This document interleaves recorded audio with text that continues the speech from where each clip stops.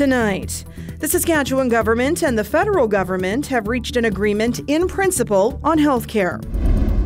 Also, a family friend remembers Jessica Karen, murdered earlier this year in Saskatoon, 3 years after Karen's son was killed in the same city.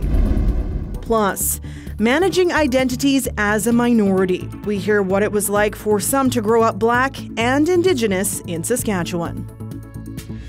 This is CBC Saskatchewan News.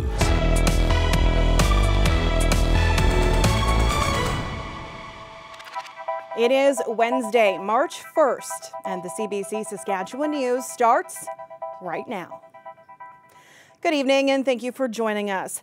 The provincial government and Ottawa have reached an agreement in principle on healthcare money for the next decade. It includes an immediate investment of $61 million to address urgent needs in pediatric hospitals, emergency rooms, and long wait times for surgeries. Adam Hunter has the details. Last month, Canadian premiers accepted the federal government's plan to provide nearly $200 billion healthcare dollars over the next decade. Today, Saskatchewan and the federal government came to terms on a deal that will net the province more than $6 billion over 10 years and $61 million immediately.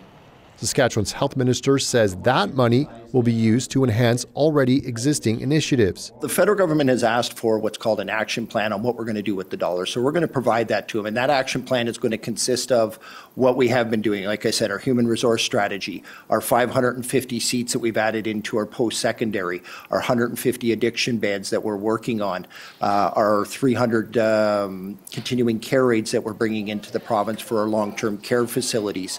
Merriman says the government was not going to turn down the cash, but says it falls well short of what the premiers had asked for. One area of concern in recent months has been accessing primary care in the province. Merriman says discussions with physicians are happening. We're looking at obviously the fee code, salaries, hours of operation, personal protective equipment. All of this is being discussed by the Saskatchewan Medical Association and with our officials. I've had the privilege of meeting with them multiple times, as well as the family physicians, to be able to discuss some of their specific needs. The health minister says he expects to be offering a package very soon that will work for doctors and patients. The opposition NDP says the government should be looking at changing the physician fee model. Recruitment is important, but this was a province that lost 600 healthcare workers last year. We have to stabilize physicians, healthcare workers, either leaving the profession or leaving the province. Beck says the government should be spending more time and money on retention. Merriman says not to expect new programs, with the $61 million immediately available to the province. He says any new initiatives would be announced with the budget on March 22nd. Adam Hunter, CBC News, Regina. Jessica Karen was supposed to go to court in Saskatoon next week. That's when the trial of the man accused of killing her son in 2020 is set to begin. Instead, her family will attend in her place, and that's because Jessica Karen was killed at the end of January. Dan Zakreski brings us the story. It was the early 90s, and she was Jessica Applegate back then. Tammy Lynn Harms remembers meeting her in grade 6. Oh, God, she had such an infectious smile. And her laugh just made everybody laugh, no matter if it was just something minuscule or if it was the most hilarious thing in the world. Everybody laughed about everything. Harms says she grew apart from Jessica in high school as their lives took different paths. She says Jessica found new friends and then drugs like pot, meth, and cocaine. She struggled with addictions throughout her life. And when Jessica was on that kind of stuff, she wasn't the person we knew. It was almost like the devil had taken her over. Like she wasn't the kind, laughing, joking. She could be very hostile when she wanted to be. Around 2007, she reconnected with her childhood sweetheart, Derek Karen. They married, but Harms says it was a tempestuous relationship. She also says the murder of Jessica's son, Brandon, in 2020 prompted Jessica to change her life. And then when that happened is kind of when she clicked out of the situation of, wow, like, my son was just murdered. And then that's when she started to turn her life around. Harms says Jessica dropped out of sight at the end of this January. She was getting ready to move to Prince Albert for work. On February 7th, police found her truck west of Saskatoon. Her body was in a nearby snowbank. Police have charged her husband, Derek, with second-degree murder. This is going to be a rough month for Jessica's family. Next week, they're going to be in court to see the man charged with killing her son, Brandon Applegate. And then a few days after that, they're going to be in court again, this time to see the man charged with killing Jessica herself. Dan Zakreski, CBC News, Saskatoon. Details about the death of a Saskatoon woman are being made public for the first time. 2 of 9 people accused in Megan Gallagher's death were sentenced today for helping dispose of her body. John Sanderson used his truck to drive her body out of the city near St. Louis and throw it in the South Saskatchewan River. Jessica Badger gave him money for gas. Gallagher was 30 years old when she went missing in September of 2020. The Métis woman's remains were found along the river 2 years later in November of last year. Sanderson and Badger both pleaded guilty to offering an indignity to human remains. Sanderson will serve 3 years in jail. Badger will serve her sentence in the community. The City of Regina's Catalyst Committee brought its massive 700-page report to Executive Committee today. Delegations also shared their thoughts on the city's future. As Alexander Kwan reports, the final decision is now in the hands of elected officials. We need to have more discussion on this. Regina's Executive Committee heard a lot of that during today's meeting. While the city considers what mega projects it will build in downtown, shaping it for decades to come, many people here want a different approach. The Catalyst Committee wants to scold the public who is against that like they're children, like they have no idea why they said no to a downtown arena. Residents aren't the only ones. City planning experts say more public consultations are needed to get buy-in from the public, especially when the cost of these projects could reach hundreds of millions of dollars. Because it's setting us up down the road for projects that are going to kind of take up the majority of our budget. Moving ahead, I think it's really important that we slow down and actually appropriately consult the population. But with the federal and provincial money contingent on the rapid construction of a new aquatic center to replace the Lawson Pool, the city government appears ready to take the plunge on at least some of these projects. Experts say City Council should remain focused on the bigger picture when it comes to planning. So I think that there are trade-offs. It doesn't mean that, building an event center is bad, right? I think that there is an amenity that comes with doing that, but it clearly means probably that we can't do other things that are also of importance to the community. The Catalyst report recognizes that Regina's goal of paying for one or all of these projects by itself is simply not sustainable. That's partly the reason it recommends the city plan out how and where it wants to build these mega projects. We all know governments change. We should expect that those priorities will change as well. And so aligning the needs of today with the priorities at a federal and provincial government level are essential. If there's buckets of money, we should go and get it. Executive Committee appears to have heard the public's concerns. They passed an amended motion that requires the city to engage the public on each of the recommended projects before their designs are finalized. The report now goes to a vote in front of City Council. Alexander Kwan, CBC News, Regina. An engineering company and design company with offices around the world will have a hand in designing Saskatoon's downtown. Stantec has been selected as the city's technical advisor for the downtown event and entertainment district. Stantec is partnered with firms HOK and LMN. The city says the firms have worked in other district projects like Rogers Place and Ice District in Edmonton and the Seattle Convention Center. The builders say the design needs to consider a growing population. We're using that analogy, that Wayne Gretzky analogy. It's not about playing to where the puck is today, it's where's the puck going to be tomorrow?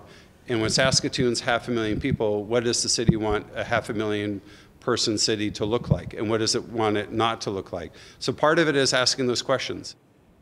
In a statement, the city says it's seeking a private partner and other funding tools so the project does not impact property tax. Growing up as a minority can be challenging, but what about growing up as a minority within a minority? Laura Sharpaletti used Black History Month and Indigenous Storytelling Month to learn about what it was like for some to grow up Black and Indigenous in Saskatchewan. Hi, I'm Tanya Ironchild, and this is my cat, Sapphire. Tanya Ironchild's home is filled with color, comfort, and photos of her children. The 37-year-old exudes confidence and cultural pride and calls herself a strong Indigenous Black woman. Ironchild is the daughter of a Métis woman and a Jamaican man, but being a biracial child was not always easy for her. My mom knew that I was going to have a battle growing up, right?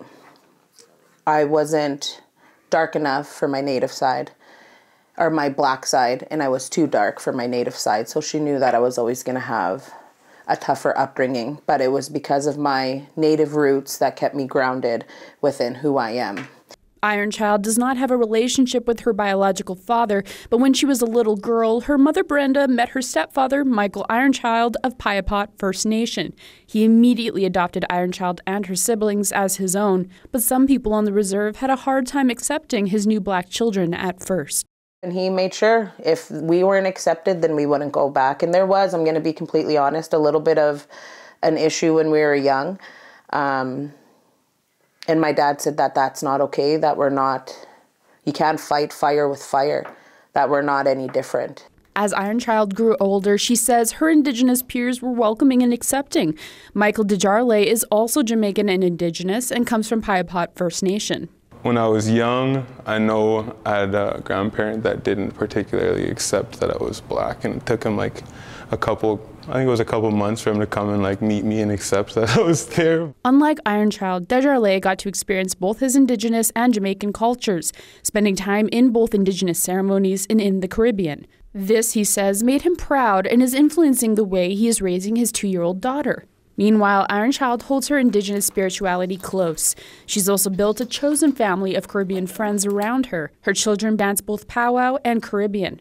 Both Desjarlais and Ironchild say life for biracial children has improved greatly. There's a lot of kids like me. Before I was kind of like a real minority in a minority.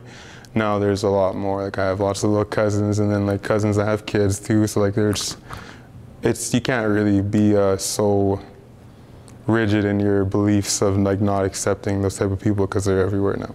Ironchild's stepfather is a residential school survivor. When she was young, she was shocked to hear about the abuse he endured because she never learned about that history in schools, unlike her own kids. So the simple fact that my children understand who they are and that our ancestors before us, the fight that they had to fight for us to get to where we are, it blows. I'm just happy. As for Desjarlais, he says he's excited for his daughter's future. He says she'll be accepted, never alone in the world. Laura Sharpaletti, CBC News, Regina. You know, it was a pretty nice day out there for flipping the calendar over to March. It's looking pretty dry in downtown Regina, but as the melt gets underway the next couple of days, you can bet things are going to get wet and slushy. Heather Morrison will have more on what's to come in your forecast after the break.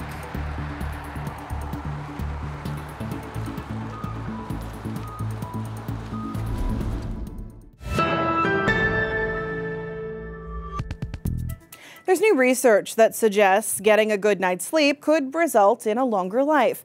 Christine Birak examines the benefits of shut-eye. Are you getting enough sleep? Pretty good, about 7 hours a night. Good and bad. I go to bed really late. I always have my phone. New research suggests if you want to live longer, get some shut-eye.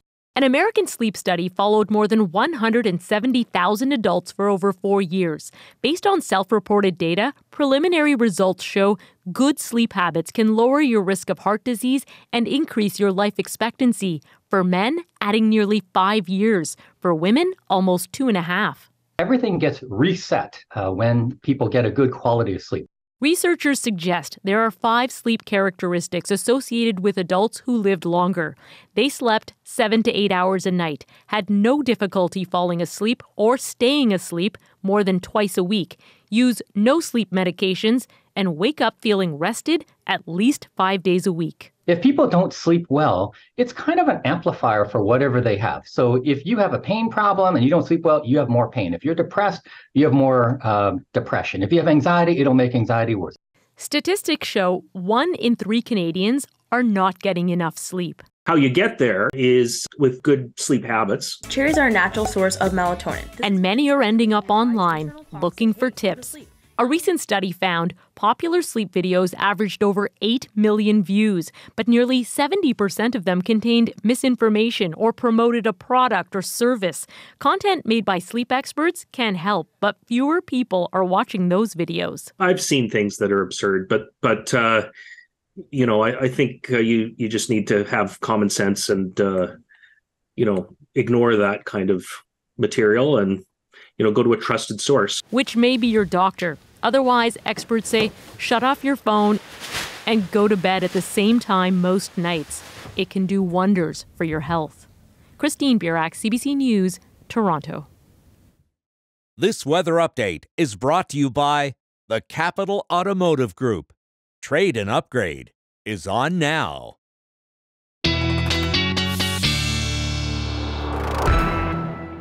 And Heather Morrison is awake and joins us now with a look at your forecast. And we're counting down to spring now that we're in March. That's right. I'm a little concerned about my lifespan, Sam, after watching that pack. But you know what? I'm going to think about the positives, which is this warm-up that has finally arrived here or is arriving in our province. But first, let's just take a look at what we're currently dealing with. So as you can see here, we do have this little bit of a system that's been moving over the central region of our province. So what it did is as it moved into more of the center of the province, it expanded. So that's why we saw the dip down into Saskatoon. Even we saw a little bit of snow. And we're going to see snow as south as Prince Albert, Hudson Bay, Melfort, Tisdale. You're going to be getting snow, and as you can see, it extends up past La Ronge all the way up to areas like Stanley Mission. So that snow is going to be moving through. It's going to be cleared by tomorrow night, but of course we've got these other little systems that are going to be coming in tomorrow. And do you see the color pink there in the bottom left-hand corner of your screen? That's going to be important. That's mixed precipitation, because when we get this warm up and we get snow, we also get a mix of rain or freezing rain with it. So that's all going to come into play tomorrow as well. But let's talk about this beautiful warm up. I got to show you this slide. Okay, so purples and dark blues are cold. As we get into lighter blues, as we get into greens, that's the warm up. Isn't this the most beautiful thing you've seen in a long time, Sam? Look at those warm temperatures coming into our province. We've got milder days ahead. Here is why. We've got the upper atmosphere moving on. Finally, we're getting out of that trough and we're tucking ourselves into a ridge for a little bit. So same thing here. Those darker blues mean colder temperatures. Lighter blues mean we're going to see those milder temps. And that's why we're going to see this big warm up. So here's where we're sitting right now in the province. So we're still a few degrees below normal for this time of year, but I want you to take a look at what's going to be happening tomorrow morning. Here's the weather we're going to be waking up to. So if you notice, this is almost identical to what we're experiencing right now in terms of temperature. We're not really getting that much colder overnight. We're going to wake up to these temps, and then throughout the day, the temperature is going to warm up. We're going to get to near the freezing mark for most of the province, except for the far north. There's still going to be around -11 tomorrow, but the rest of us get to enjoy some really, really mild temperatures. Now, let's take a look at the 7-day forecast here from Regina. So as you can see, waking up to about that -11, -13 mark, and then warming up to -1 throughout the day. Does look like they're going to get a little bit of precipitation on Friday, and that when you're talking about slush on the streets, getting your car dirty, Sam, it's going to be happening there for you on Friday, because there is just no way that that is going to be a clean snowfall. Same deal here in Saskatoon, -1 tomorrow is the high. On Friday, we got a little bit of precipitation. I suspect we might get a little bit tomorrow afternoon as well, just the way that system looked like it was tracking across the province. We get to enjoy this nice, warm, spring-like weather for a few days, and then on Sunday, we're going to be dropping back into those cold temperatures. So there you go, Sam. I would say wash your car now, and then you can wash it again on Sunday. That's your weather forecast and your hot tip for today. I feel like I'm just going to hunt for windshield washer fluid, because that's going to be a hot commodity. Yes, that's actually also a very smart plan. Thanks, Heather. You're welcome. Stay with us. We have more news after the break.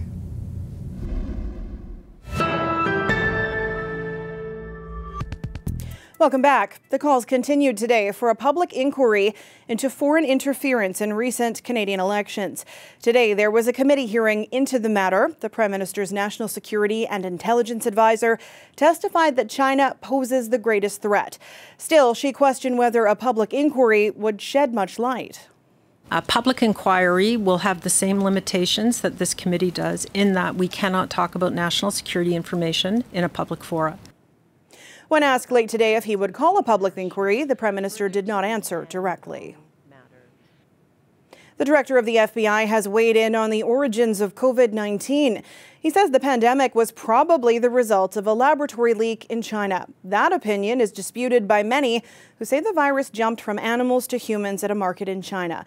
Magda Gabrisalassis has the latest. The origins of the pandemic are most likely a potential lab incident in Wuhan.